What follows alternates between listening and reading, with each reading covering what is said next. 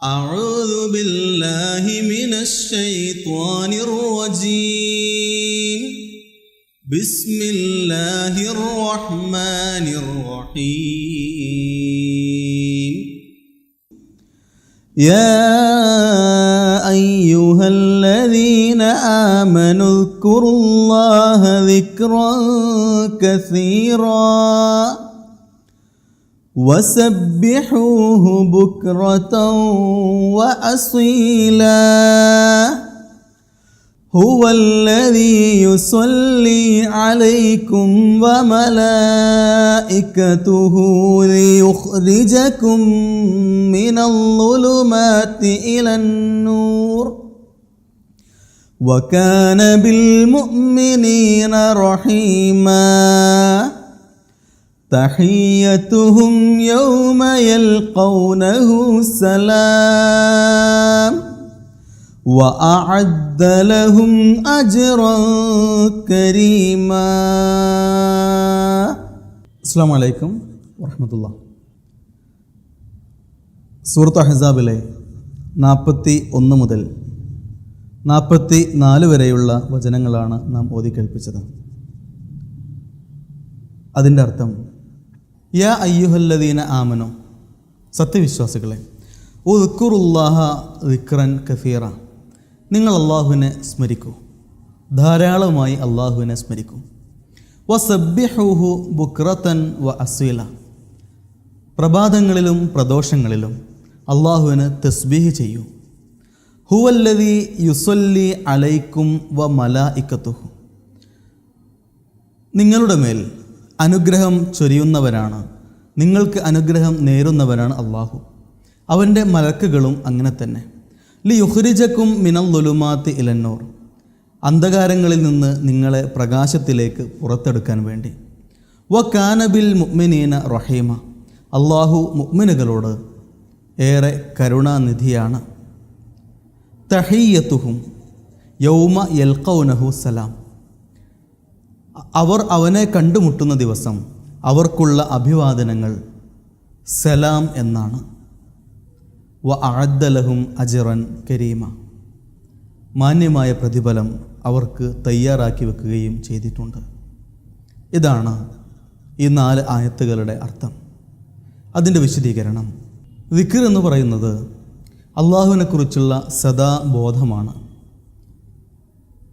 അള്ളാഹു അക്ബർ എന്ന് പറയുക, ബാക്കിയുള്ള അള്ളാഹുവിൻ്റെ പേരുകൾ കൊണ്ട് അവനെ സ്മരിക്കുക, അത് പറയുക. സുബ്ഹാനല്ലാഹ് എന്ന് പറയുക, അൽഹംദുലില്ലാ എന്ന് പറയുക, ഇതൊക്കെ വായ കൊണ്ടുള്ള ദിക്റുകളാണ്. സദാസമയവും ഞാൻ എന്ത് ചെയ്യുമ്പോഴും അള്ളാഹു എൻ്റെ കൂടെയുണ്ട് എന്നുള്ള സ്മരണയാണ് ദിക്റിൻ്റെ ഏറ്റവും ഉന്നതമായിട്ടുള്ള വശം. എപ്പോഴും അള്ളാഹുവിനെ സ്മരിക്കുക എന്നതിൻ്റെ അർത്ഥം ജീവിതത്തിലുടനീളം എന്ത് ചെയ്യുമ്പോഴും അള്ളാഹു കൂടെയുണ്ടല്ലോ എന്നുള്ള ബോധമാണ് യഥാർത്ഥത്തിൽ ദിക്ർ. അള്ളാഹുവിനെക്കുറിച്ചുള്ള സ്മരണ അത് നാവുകൊണ്ട് പറയുന്നതാണ് ബാക്കിയുള്ള വാക്കുകളൊക്കെ. അത് പറയുവാൻ അള്ളാഹു തആല പറഞ്ഞിട്ടുള്ളത്, ഏറ്റവും പ്രത്യേകമായിട്ട് പറയുന്നത് പകൽ സമയങ്ങളിലും പ്രഭാത സമയത്തും വൈകുന്നേരങ്ങളിലും നിങ്ങളത് പറഞ്ഞുകൊണ്ടിരിക്കണമെന്നാണ്. അള്ളാഹു തആല നമുക്ക് അനുഗ്രഹങ്ങൾ ചൊരിഞ്ഞുകൊണ്ടിരിക്കുന്നു. അള്ളാഹുവിൻ്റെ മലക്കുകൾ നമുക്ക് അനുഗ്രഹത്തിന് വേണ്ടി പ്രാർത്ഥിച്ചു കൊണ്ടിരിക്കുന്നു. അള്ളാഹു അനുഗ്രഹം നമുക്ക് നേരുകയും മലക്കുകൾ നമ്മളുടെ മേൽ അള്ളാഹുവിൻ്റെ അനുഗ്രഹം വർഷിക്കണേ എന്ന് പ്രാർത്ഥിക്കുകയും ആശംസിക്കുകയും ചെയ്യുന്നു. എന്തിനാണ് അങ്ങനെ ചെയ്യുന്നത്? അള്ളാഹുവിൻ്റെ അനുഗ്രഹം ഉണ്ടെങ്കിൽ മാത്രമേ അന്ധകാരങ്ങളുടെ ലോകത്ത് നിന്ന് വെളിച്ചത്തിൻ്റെ ലോകത്തിലേക്ക് നടക്കുവാൻ നമുക്ക് സാധിക്കുകയുള്ളൂ. നമ്മുടെ ജീവിതം ഇരുട്ടിൽ അസ്തമിക്കേണ്ട ഒന്നല്ല, മറിച്ച് വെളിച്ചത്തിൽ ഉദിച്ചുയരേണ്ടതാണ്. ഓരോ ചെറിയ തെറ്റുകൾ ചെയ്യുമ്പോഴും നമ്മുടെ ജീവിതം ഇരുട്ടുകൊണ്ട് മൂടപ്പെടുന്നുണ്ട്. അതില്ലാതിരിക്കാൻ അള്ളാഹുവിൻ്റെ അനുഗ്രഹം വേണം. അപ്പോഴാണ് വെളിച്ചത്തിലൂടെ സ്വർഗത്തിലേക്ക് നമുക്ക് പ്രവേശിക്കാൻ സാധിക്കുകയുള്ളൂ. അള്ളാഹു അനുഗ്രഹം നമുക്ക് നൽകുന്നുണ്ട്. മലക്കുകൾ അനുഗ്രഹം നൽകാൻ വേണ്ടി പ്രാർത്ഥിക്കുന്നുമുണ്ട്. ആ പ്രാർത്ഥന സ്വീകരിക്കപ്പെടുകയാണെങ്കിൽ അള്ളാഹു മുഅ്മിനുകളോട് ഏറെ കരുണയുള്ളവനാണ്, കരുണാനിധിയാണ്. അന്ധകാരങ്ങളിൽ നിന്ന് വെളിച്ചത്തിലേക്ക് സുഖമായി മുന്നോട്ട് പോകുവാൻ നമുക്ക് സാധിക്കും. അങ്ങനെ പോയി കഴിഞ്ഞാൽ വെളിച്ചത്തിലൂടെയാണ് നമ്മുടെ യാത്രയെങ്കിൽ നാളെ പരലോകത്ത് ഏറ്റവും സുന്ദരമായ രൂപത്തിൽ അള്ളാഹുവിനെ കണ്ടുമുട്ടുവാനും നമുക്ക് സാധിക്കും. അങ്ങനെ സാധിക്കുമ്പോൾ കണ്ടുമുട്ടുന്ന സമയത്ത് അള്ളാഹു നമ്മളോട് പറയുന്നത് സലാം എന്നാണ്, സമാധാനം. സമാധാനത്തിൻ്റെ ഭവനത്തിലേക്ക് സ്വാഗതം. സത്യവിശ്വാസികളെക്കുറിച്ച് പറയുന്നത് അങ്ങനെയാണ്, ലഹും ദാറുസ്സലാം ഇൻദ റബ്ബിഹിം. അവർക്ക് അള്ളാഹുവിൻ്റെ അടുത്ത് സമാധാനത്തിൻ്റെ ഭവനമുണ്ട്. സത്യവിശ്വാസികൾക്ക് മാത്രം ലഭിക്കുന്ന ഒന്നാണത്. ആ സത്യവിശ്വാസികൾക്ക് ഉണ്ടാവേണ്ടത് സദാസമയം അള്ളാഹുവിനെക്കുറിച്ചുള്ള ബോധമാണ്, ദിക്റാണ്, വിചാരമാണ്, സ്മരണയാണ്. സമാധാനമുണ്ടാവണമെങ്കിൽ നമ്മളും സമാധാനമുള്ള വാക്കുകളാണ് ഓരോരുത്തരോടും പറയേണ്ടത്. പലരുടെയും മനസ്സിന് ഏറ്റവും അസ്വസ്ഥതയുണ്ടാക്കുന്നത് മോശമായ വാക്കുകളും സംസാരങ്ങളും കേൾക്കുമ്പോഴാണ്. അത് നമ്മൾ കാരണം ഒരാൾക്കും ഉണ്ടാവരുത്. അല്ലാഹു തആല സ്വർഗ്ഗത്തിൻ്റെ പ്രത്യേകത പറയുന്നത് ലാ യസ്മഊന ഫിഹാ ലഗ്വൻ വലാ കിദാബ. അനാവശ്യമായ ഒരു സംസാരവും അവിടെ കേൾക്കില്ല എന്നാണ്. അത്രമേൽ മനുഷ്യനെ ഉപദ്രവിക്കുന്ന, ബുദ്ധിമുട്ടിലാക്കുന്ന, വിഷമത്തിലാക്കുന്ന മറ്റു കാര്യങ്ങൾ ഉണ്ടായിക്കൊള്ളണമെന്നില്ല.